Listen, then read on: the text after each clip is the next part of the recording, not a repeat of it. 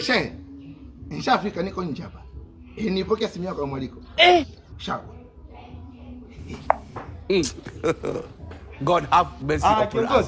Shehe. Ndio. Habari yako bwana? Ndio. Asalamu alaykum. Na. Nishafika bwana. Karibu sana. Aisha karibu. Bwana usione nimechelewa. Ndio. Sasa simu yako nilipata simu ya mwaliko usingani wako na chakula. Nikapitia pilipili kwanza. Nikapitia parachichi yani hapa nimejipanga full unaona. Sasa hayo acha huku haya hamna haja ya kuja nayo. Kila kitu kipo huko ndani. Hamna haja.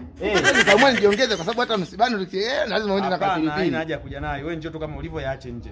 Kwa nini wakati mambo ya utamu chaki nini? Hapana, kila kitu kipo wewe yaache tu nje huko. Niache kama naona kama uelewi nani kiongozi. Sinaona kwenye chakula cha mwaliko. Kijana wewe nani? Hapana. Nenda bwana. Naona hatuelewani sasa. Nenda. Mbona kama uelewi? Basi nimepakona nenda bwana. Naita mbwa, nafungulia mbwa. Nakosa nakuja hata nje. Aishe.